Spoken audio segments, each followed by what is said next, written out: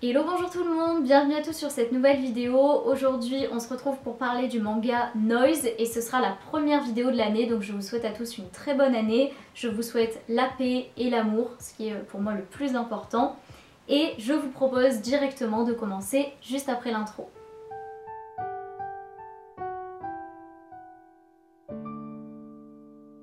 Noise est un manga de Tsutsui Tetsuya qui est un mangaka qui est plutôt connu pour ses deux œuvres Prophétie, un manga qui, selon ce que j'ai appris, porte sur la cybercriminalité, et également le manga Poison City qui dénonce quant à lui plutôt la censure au Japon. Vous l'aurez compris, on dit beaucoup de ses travaux qu'ils sont sujets à polémique. Et ce sera à nouveau le cas avec sa dernière œuvre Noise. Il est divisé en 3 tomes, c'est un peu sa spécificité, j'ai l'impression d'avoir des séries plutôt courtes. Et ce sera un seinen qui est qualifié de thriller et à suspense. Il est publié aux éditions Kion en France et aux éditions Shueisha au Japon. Et la pré-publication c'était dans le magazine Grand Jump. On va également avoir un film qui est une adaptation du manga qui est paru le 28 janvier 2021, donc très récent mais que vous pouvez visiblement retrouver. Personnellement, je ne l'ai pas vu, mais ça pourrait être intéressant, je pense, de le voir. Je pense qu'il serait un petit peu effrayant de passer de dessins à de véritables acteurs incarnant cette histoire qui, vous allez le voir, est assez lourde, comme la plupart des œuvres de Tsutsui Tetsuya. Donc sans plus tarder, je vous propose maintenant de vous délivrer le synopsis du manga. Nous sommes au sein d'un village que la dépopulation condamne à disparaître, c'est-à-dire que les personnes qui habitent ce village viennent à vieillir et vieillir encore. C'est alors qu'une lueur d'espoir naît au travers d'un jeune homme qui s'appelle Keita. C'est un agriculteur du coin qui va attirer l'œil sur son village. Il va créer une nouvelle espèce de figues, qui sont des figues noires, et celles-ci vont faire sensation dans tout le Japon grâce aux recommandations d'une star qui en aurait fait la pub sur le web, qui offre aux personnes qui vivent dans ce village des perspectives d'avenir, peut-être des jeunes qui viendraient s'intéresser, peut-être même occuper leur village avec la couverture médiatique et l'argent qu'il va emmagasiner. Ça relance l'économie locale et au début du manga notamment, Keita va être très impliqué dans la construction d'une école au sein de leur village. C'est quelque chose qui lui tient à cœur et il a tout un tas de projets comme ça pour un petit peu réhabiliter les lieux et espérer faire venir de nouvelles personnes et faire revivre une certaine jeunesse, on va dire, à leur village. Au-delà de son côté un peu héroïque pour sauver son village, Keita, il a aussi derrière tout ça des intérêts personnels. Il se trouve qu'il se sépare de sa femme avec qui il a une fille qui s'appelle Kana. Et son but c'est que sa femme elle reste dans le village, que sa fille de fée reste le plus près possible de lui. Pour l'instant donc vous voyez un cadre plutôt serein, on a de l'espoir pour l'avenir et c'est alors dans ce cadre que le quotidien des villageois, de Keita et particulièrement de son meilleur ami qui s'appelle Jun, qu'on va fréquemment retrouver dans l'œuvre, va être bouleversé par l'arrivée d'un homme assez mystérieux qui s'appelle Mutsuo Suzuki. On sent dès le début qu'il y a quelque chose d'un peu malsain chez lui, il y a quelque chose qui porte à s'interroger. Il se présente à eux en prétendant vouloir travailler dans le verger, c'est-à-dire les aider dans tout ce qui est la pousse, la récolte et je sais pas, l'industrialisation des figues. Les deux personnages principaux cherchaient justement de la main d'œuvre et donc ce fameux Mutsuo va se présenter, mais très rapidement les deux personnages vont sentir comme du mensonge et vont développer beaucoup de méfiance vis-à-vis de lui. Et une fois que cet étrange personnage va s'éloigner et qu'ils vont se séparer, voilà, chacun de leur côté, et bien Keita va partager ses doutes à son meilleur ami Jun et lui, il lui confirme qu'il a reconnu l'étranger.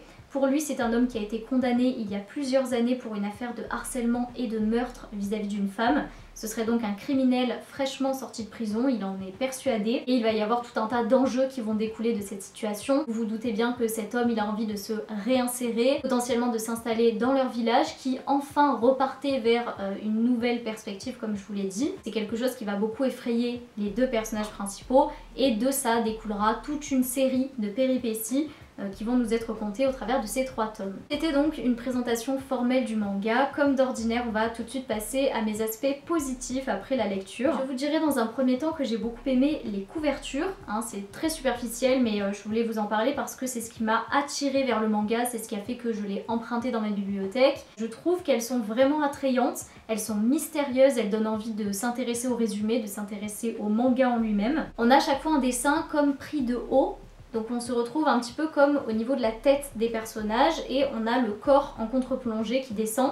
Et notamment le premier tome, je le trouve particulièrement intéressant visuellement parce qu'on a en fait la figue qui est vraiment ouverte et tranchée sur le dessus. La figue qui est un élément totalement central à l'histoire, vous l'aurez compris. Il y a quelque chose d'effrayant et d'intrigant dans ces couvertures. Je les trouve très bien pensées. Et j'aime beaucoup leur design simplement. En tout cas quand je les ai vus la première fois, j'ai pensé à un manga un peu dystopique, post-apocalyptique, quelque chose en tout cas qui fait appel au suspense, au thriller, et c'est tout à fait ce dans quoi on est projeté. Donc voilà, aujourd'hui je vous montre un manga qui sort un petit peu de ce que j'ai l'habitude de vous transmettre. Mais c'est des lectures que je prends vraiment aussi beaucoup de plaisir à découvrir. Pour suivre sur mes points positifs, je vous dirais qu'il y a quelque chose de particulièrement appréciable et qui démarque un petit peu ce manga vis-à-vis de beaucoup d'autres. C'est l'idée que les personnages principaux sont en fait des hommes adultes. C'est une tranche d'âge qu'on retrouve vraiment très rarement, je trouve, dans les mangas. Ça manque vraiment de représentation dans le manga, de diversité, surtout dans les tranches d'âge, comme je vous le dis. Une autre de ses spécificités, c'est qu'il s'agit d'un thriller, et même d'un manga de façon plus générale, qui va se dérouler totalement à la campagne, dans un milieu rural, ce qui va lui apporter, je trouve, une autre dimension, où la plupart du temps, eh bien, on a des histoires comme ça de thrillers qui se déroulent plutôt dans les grandes villes. Ici, c'est ce qui fait partie intégrante du charme de l'histoire, c'est le fait que ça se passe à la campagne, que les gens se connaissent entre eux, qu'il y ait des espaces plus vastes, plus de possibilités en fait pour que les péripéties se déroulent, sans vouloir vous spoiler. Donc voilà, vous savez que moi, dès qu'on sort un petit peu des sentiers battus, dès qu'on sort un petit peu de ce qu'on a vu, revu et re-revu dans l'univers du manga, je trouve ça super. Donc c'est deux points que j'ai particulièrement appréciés et qui dénotent, je trouve, de ce qu'on peut lire la plupart du temps. J'ai aussi noté que j'ai beaucoup aimé l'approche qu'on a du personnage qui est ce jeune policier, vous savez, qui est fraîchement affecté à Shishikari. Donc Shishikari, c'est la bourgade, enfin le lieu rural dans lequel se passe l'histoire. Ce jeune policier, pour ceux qui ne connaîtraient pas l'histoire, il a un caractère de base très anxieux. Et il va y avoir tout un tas de péripéties, comme je vous l'ai dit, de débordements auxquels il n'était pas forcément préparé, même pas du tout. Ça a l'air d'être le genre de personne qui s'initie dans un métier compliqué, mais qui vient pas d'un milieu qui l'est. Il va avoir beaucoup de mal à faire face à toutes les difficultés que les personnages vont rencontrer. Et personnellement, j'ai trouvé ça vraiment intéressant de montrer un homme aussi vulnérable, et notamment un homme qui fait partie d'un métier comme la police. C'est souvent des personnes qui apparaissent dans les mangas presque comme des super-héros, en tout cas des hommes qui sont forts, qui vont rétablir l'ordre, qui vont rétablir la justice. Et finalement, les hommes sont des êtres humains, les policiers sont des êtres humains. Je trouve ça vraiment intéressant de montrer quelqu'un qui est complètement débordé par tout ce qui va se passer et qui va pour le coup complètement péter les plombs. Sans vous spoiler évidemment. Un homme qui n'apparaît pas comme intouchable, charismatique et viril malgré toutes les situations, plein de sagesse, avec du recul incroyable. Non, simplement un être humain. Et c'est vraiment nécessaire, je pense, de redonner aux hommes, et même les hommes qui font des métiers considérés comme virils, eh bien cette position qu'ils ont le droit d'adopter, où ils sont en fait sensibles, tout simplement, comme tout être sensible face à des situations les plus extrêmes qu'ils soient. Également, je vous dirais que ce manga, on sent qu'il a été réalisé par un mangaka de talent, quelqu'un qui a l'habitude.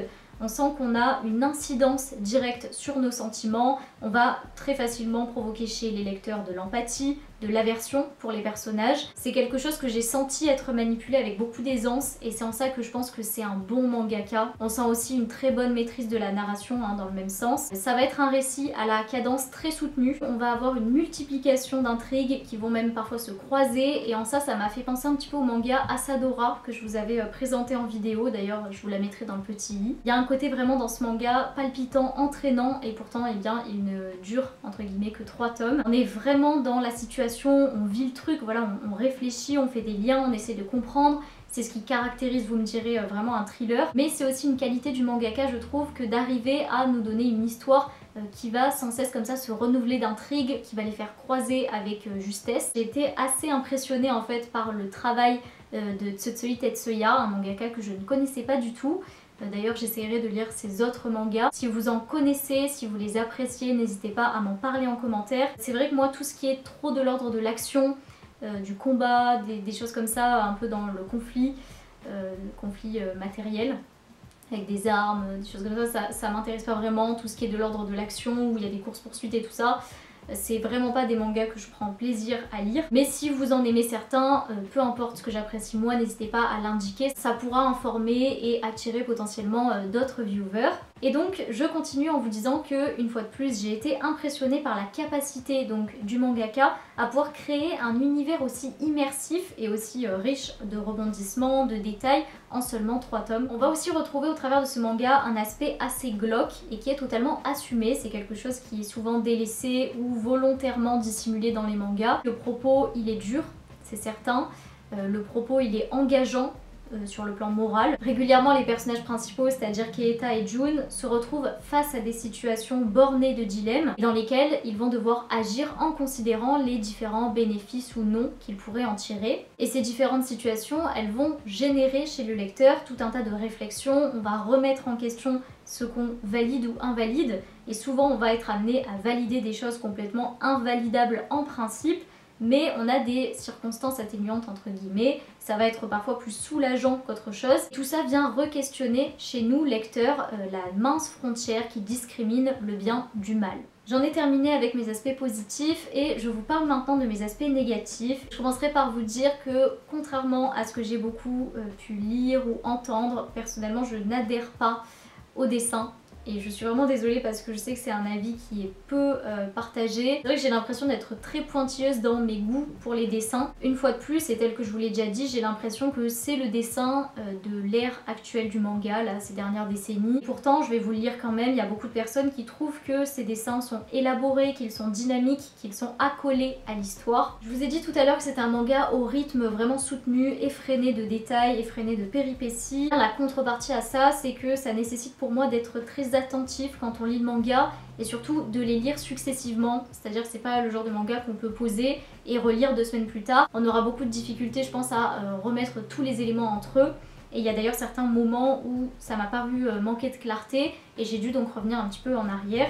Donc ça c'est l'élément négatif qui correspond en fait au pendant de mon élément positif. Le prochain point, c'est pas forcément un reproche, c'est plus une sorte de prévention, c'est vraiment une histoire qui est assez trash, pas que de l'ordre du physique mais plutôt psychologiquement. Simplement vous dire que quand vous commencez Noise, il faut que vous ayez à l'esprit que c'est un manga qui va vous proposer un contenu qui peut être choquant, qui est souvent extrême et c'est le but. À présent je vais vous donner un élément qui peut spoiler, donc je conseille toutes les personnes qui n'ont pas lu le manga d'avancer de 1 minute, hein, ça va être très rapide. Et donc j'enchaîne avec vous qui avez sûrement lu le manga. On est pour moi sur un choix assez précoce dans le fait de faire mourir si vite le meurtrier dans l'histoire.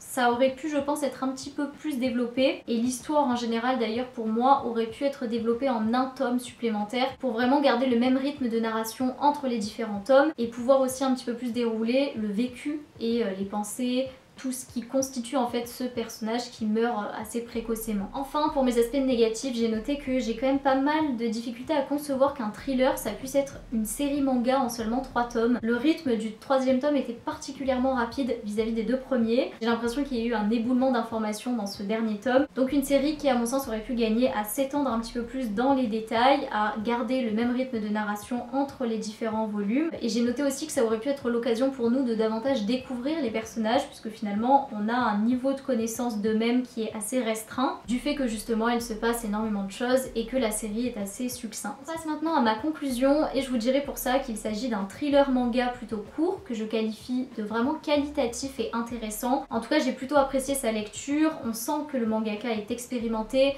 qu'il sait jouer avec les échos, les différents nœuds au sein de son intrigue, de ses intrigues. J'espère que je vous aurai donné envie de lire ce manga. C'est vrai que je suis de plus en plus attirée vers des séries qui sont courtes parce que les moments de lecture se font rares. Vous l'aurez compris, je vous recommande ce manga comme la plupart que je vous présente sur ma chaîne.